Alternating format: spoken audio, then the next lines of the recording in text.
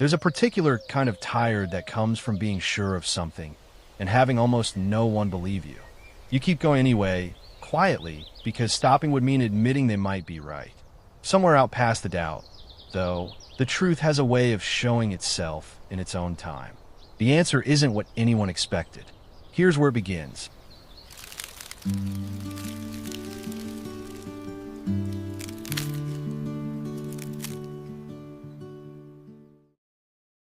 There was a field in Oakridge County that summer that didn't look like anything else for 40 miles, and by the time word of it reached the county road, half the drivers passing through had already slowed to look twice.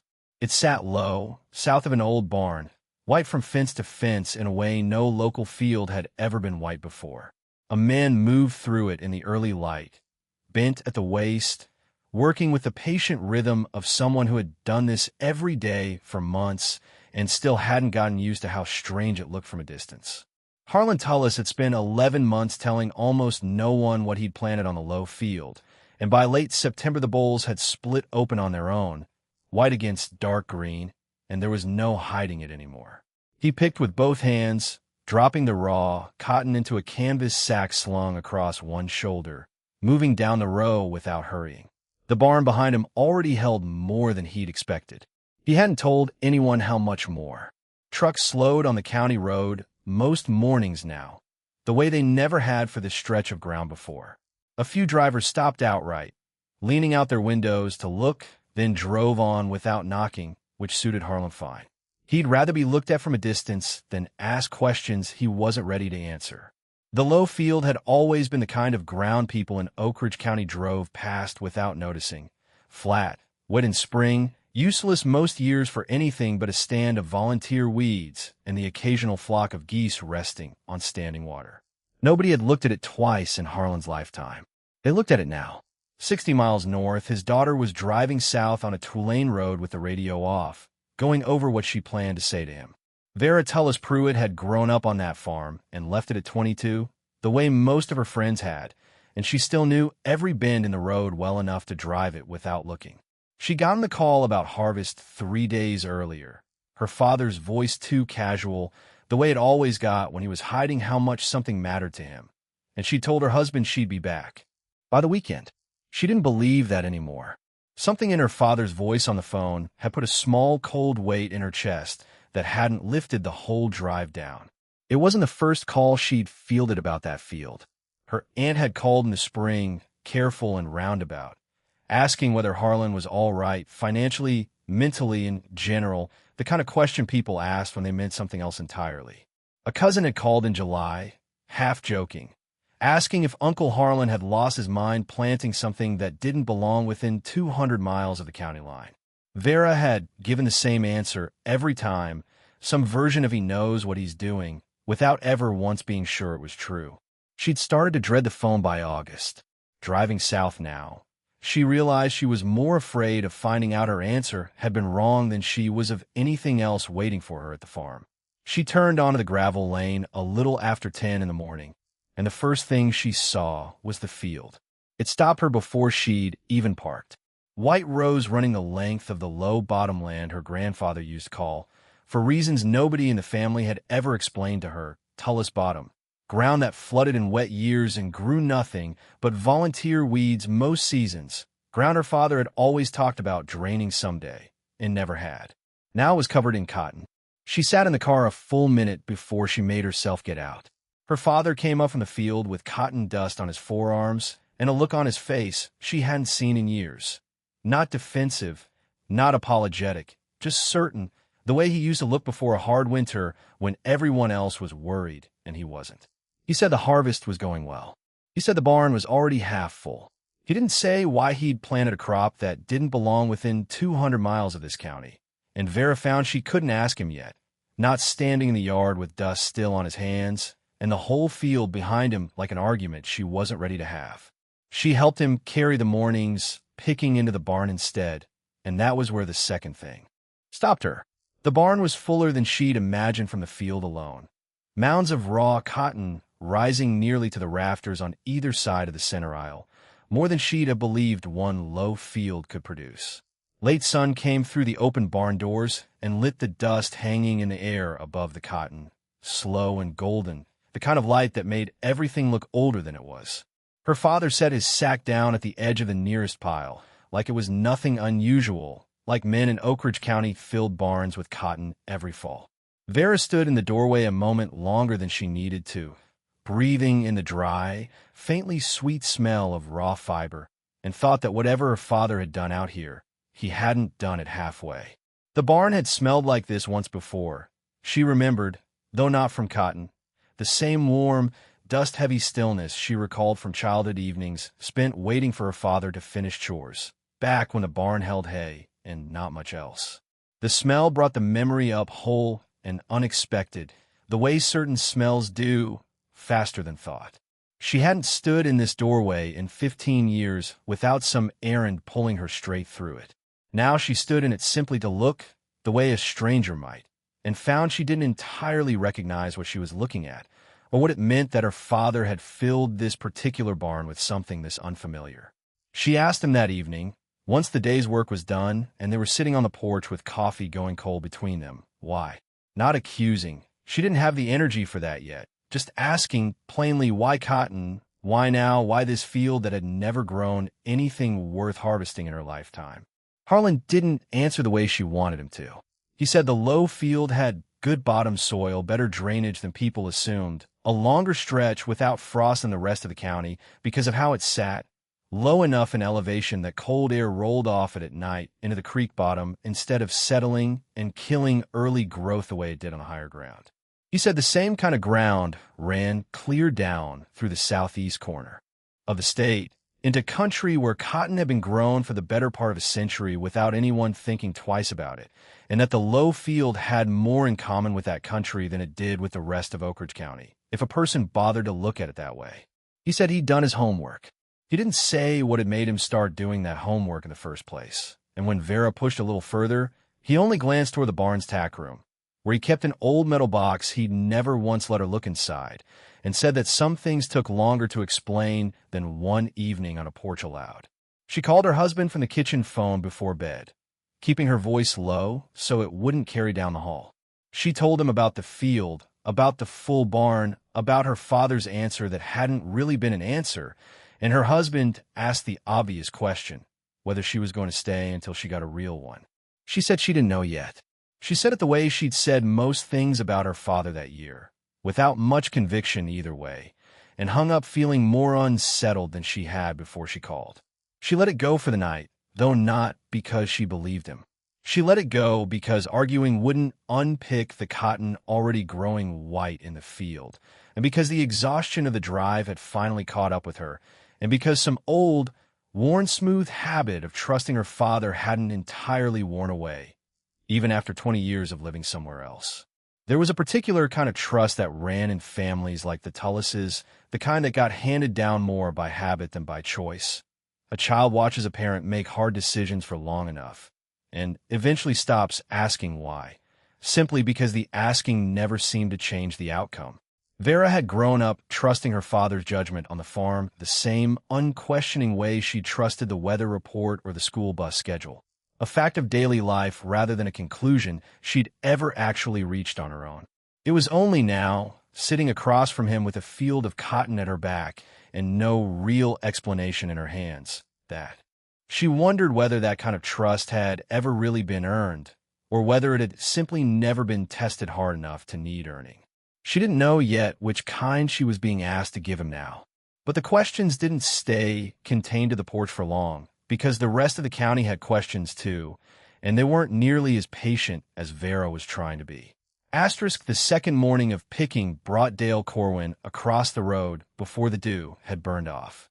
Dale farmed the section directly opposite the Tullis place, soybeans mostly, the way nearly everyone in that part of the county did, and he'd known Harlan close to 40 years. Long enough to walk onto another man's land without asking, and long enough that nobody thought anything of it when he did. He stood at the edge of the low field with his thumbs hooked in his overall straps, watching Vera and her father work down a row, and for a while he didn't say much beyond a comment on the weather holding.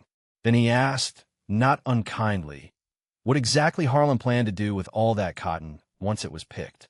It was a fair question, and Vera realized with some discomfort that she didn't have an answer either.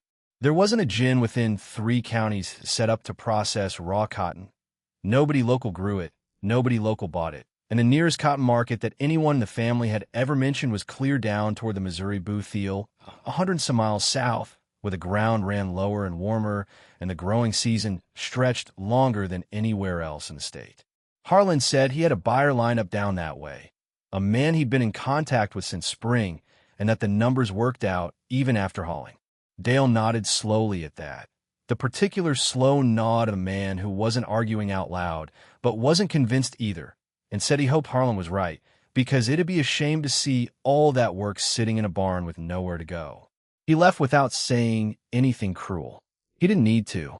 The doubt sat there in the field with them for the rest of the morning, as real as the heat. Dale wasn't the only one who'd stopped by. That week, Harlan mentioned later, almost as an aside, while they broke for water at midday. The county extension agent had driven out twice in the spring, polite and thorough, laying out every reason cotton shouldn't work on bottomland this far north. The frost window too short, the drainage unreliable, no local infrastructure for ginning or selling. Harlan had listened to all of it and planned it anyway. He said it now without any particular emotion, the way a man reports a fact rather than defends a decision, and Vera found that harder to argue with than if he'd sounded angry about it. Anger she could have pushed against. Calm certainty gave her nothing to push. Vera found herself, an hour later, defending her father to a man who hadn't technically attacked him, explaining, half to Dale's retreating back and half to herself, that her father had never made a decision this size without thinking it through first, that there had to be a reason even if she didn't know it yet. She heard herself say it and understood, with a small, unpleasant jolt, that she wasn't sure she believed it.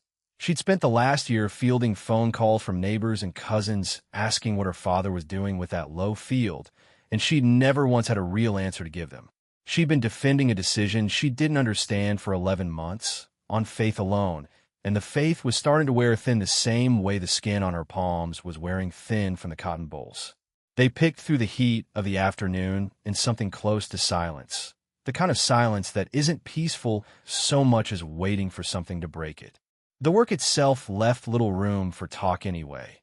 Cotton picking was slower than Vera remembered farm work being, each boll pulled by hand, the sharp dried edges of the burr catching at fingers that weren't used to it.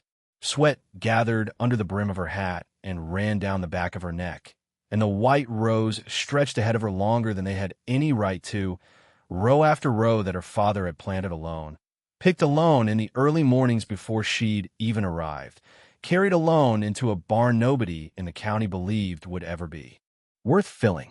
By evening her hands were raw and faintly stinging, and her opinion of the whole venture was no clearer than it had been at breakfast. She thought, working the last few feet of a row as the light went long and orange across the field, that she'd spent a year defending a decision she didn't understand out of loyalty, and she wasn't sure anymore whether loyalty without understanding was a form of love or simply a form of avoidance. She went to bed early that night, meaning to sleep, and instead lay awake turning over everything she didn't know. Why this field? Why cotton? Why now? Why her father had let an entire county's worth of doubt settle on his land without once explaining himself to the one person who might have believed him if he'd only tried. Sometime past midnight, unable to sleep and out of aspirin in the house, she remembered a bottle kept in the tack room out in the barn, and she went looking for it in the dark. The tack room light was already on when she got there, which was the first thing that struck her as wrong, because her father had gone to bed hours before she had. He was asleep in the old cane-bottom chair he kept in a corner, chin dropped to his chest, one hand still resting on the workbench in front of him. The metal box was open. Vera hadn't seen it open in her entire life, hadn't in fact been entirely certain it opened at all, or that it held anything more than the kind of paperwork every farm family kept and never looked at. Under the bench lamp, spread out across the scarred wood, were land survey maps gone soft and brown at the folds, and a thin ledger with a cracked leather cover, and handwriting she recognized, with a small, strange lurch from a single Christmas card she'd once seen tucked in a family album. Her grandfather Emmett's hand, cramped and careful, dated in the corner of the first page. 1947. She read for longer than she meant to before her father stirred. The ledger recorded a cotton crop, planted on the same low field, in the same soil, more than 4 decades before Harlan had planted his. 2 seasons of it by the entries, the first promising, the second. Ruined by water, the drainage couldn't carry off fast enough. The whole venture written off in her grandfather's own hand with a short, final line that read only that the bottom ground wasn't fit for it and never would be. There was nothing after that entry. Whatever Emmett Tullis had felt about losing 2 years' investment on a crop nobody in the family ever spoke of again, he hadn't written it down, and nobody had ever told Vera the story existed at all. The paper felt thinner than she expected, brittle at the creases, the ink gone the color of weak tea in places.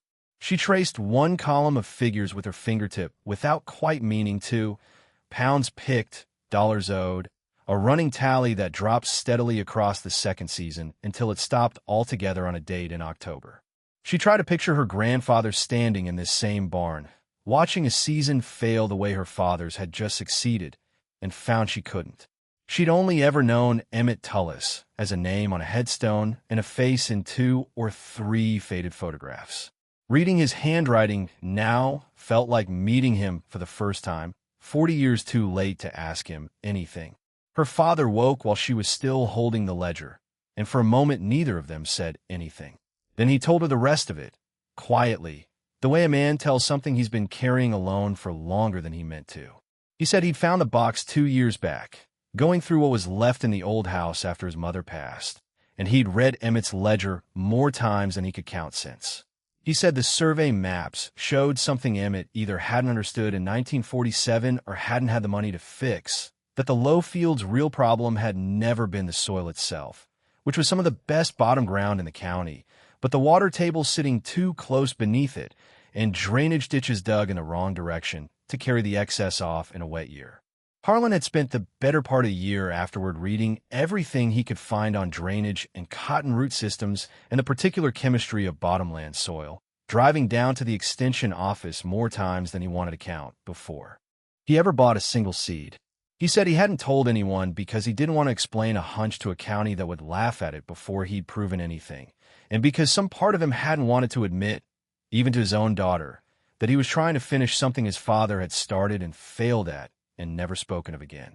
He said the drainage work alone had cost him most of what he'd saved for 2 years, redirecting the old ditches the way the survey maps suggested they should have run in the first place, and that until the bowls actually split open white in September, he genuinely hadn't known whether he'd fix his father's mistake or simply repeated it on a larger scale. He taught for a long time once he started, longer than Vera had heard her father talk in years, about how the extension office had shown him rainfall charts going back decades, how the low field's growing season ran nearly 3 weeks longer than the higher ground half a mile north, because of how the cold air settled and drained away at night, how none of it would have mattered if the water table hadn't finally been managed correctly. He'd tested a small strip of the field the first year, not the whole thing, just to see whether the cotton would even set bowls properly in that soil before he risked the rest. Nobody had known about that first small planting except him. He said it quietly, almost embarrassed, the way a man admits to something he'd been too afraid to fail at publicly. Vera sat with the ledger open in her lap for a long while after he finished talking, and the question that had been sitting under all her other questions finally surfaced, quiet and unwelcome. Whether believing in someone really believing in them meant trusting a decision you didn't understand, or whether it meant asking hard enough and long enough that you finally understood it before it was too late to help. She didn't answer it that night. She only asked, eventually, whether the drainage had actually held through the wet spell in June, the one that had flooded the Corwins' lower field across the road, and her father said it had, and something in the way he said it, plain, tired, relieved in a way he clearly hadn't let himself feel until he said it out loud to someone else, told her more than any explanation could have. Asterisk, the last 2 days of harvest went faster than the first 3 had. The way work tends to, once the argument underneath it has finally been said out loud. Vera picked without complaint now, not because her hands hurt any less, but because each sack she carried into the barn felt like it was answering a question rather than avoiding one. She noticed things she hadn't the first day. how her father checked the low corners of the field more often than the rest, the corners where Emmett's old ditches used to pool water, how he seemed to relax a little more each time he found them dry. She understood, watching him, that he hadn't been performing certainty for her benefit at all. He'd simply been carrying it alone for a year, the way some men did, and hadn't known how to hand any of it over until the ledger forced the conversation. She asked him, midway through the second-to-last day, why he'd never just told her from the start, back in the spring, before the planting, before 11 months of unanswered questions from every direction. He thought about it while he worked, the way he thought about most things, and said he supposed he'd been afraid that saying it out loud before the crop proved itself would have made it sound like an excuse instead of a plan. That some things a man had to finish before he could explain them without sounding like he was making them up as he went. Vera didn't entirely agree with that. She thought a year of silence had cost them both something they hadn't needed to lose. But she understood it better than she would have 3 days earlier, and understanding it felt, for now, like enough. Dale Corwin came back on the last morning, while the final wagon load was being loaded for the drive down toward the buyer in the Boothfield. He didn't say much this time either. Dale rarely did. But he took his cap off while he looked over the full barn, one long, unhurried look, and said only that he supposed Harlan had known what he was doing after all. It wasn't an apology, not exactly. Vera understood, watching her father's face, that it didn't need to be. Harlan hadn't planted the field to prove anything to Dale Corwin, or to the rest of the county, or even, in the end, to her. He'd planted it to answer a question his own father had left open for 46 years, and the county's doubt had simply been the weather he'd had to work through to get there. Dale stayed long enough to help load the last of the wagon, which he hadn't done all week, and Vera noticed her father let him. The same easy way he'd have let any neighbor help with any ordinary harvest. Whatever distance the summer's doubt had put between the two men, it closed quietly, without either of them remarking on it, the way most disagreements between old neighbors eventually did in that part of the county. Not with an apology, but with a shared task, and enough time passing that the task mattered more than who'd been right. The truck for the buyer down south wasn't due until the following week, once the last of the crop had been weighed and baled properly, and Harlan spent that evening on the phone, confirming the details in a voice steadier than Vera had heard him use all summer. She listened from the kitchen, only half paying attention to the words, more interested in the sound underneath them. A man speaking about a plan that had already worked, rather than one still waiting to be proven. By the time the last wagon pulled out of the yard, the sky that had threatened rain for 2 straight days still hadn't broken, and Harlan stood watching it go with the particular stillness of a man who has just set down something heavy he'd been carrying a long time without noticing the weight of it. That evening, once the barn was quiet and the day's dust had finally started to settle, Vera found her father in the tack room again, the ledger still open on the workbench where she'd left it 2 nights before. She didn't ask him what he was thinking. She only picked up the pen he kept clipped to his own harvest log, a plain spiral notebook he'd started back in the spring, weights and dates and weather, the ordinary record every season on the farm produced, and asked whether he meant to keep the 2 books separate. He thought about it longer than the question seemed to need. Then he said no. He carried both books out of the tack room himself, past 40 years of the ledger, sitting hidden in a box nobody opened, and set them side by side on a shelf just inside the big barn doors, in plain sight above the last of the season's cotton, where the evening light still reached them for a few more minutes before the sun dropped behind the tree line. One book closed, its story finished decades before either of them was born. One book still open, half its pages still blank, waiting on next season to fill them in. Vera stood beside her father in the doorway a while longer, watching the dust drift gold and slow above the cotton the way it had the first morning she'd walked into that barn, and found she no longer needed to ask her father why. The field had already answered that question in its own time, the way fields tend to, if a person is patient enough and honest enough to let them. She would think, driving north the next morning with the low field shrinking in her rearview mirror, that she hadn't come down here to settle anything between her father and the county, and in the end that hadn't been what settled.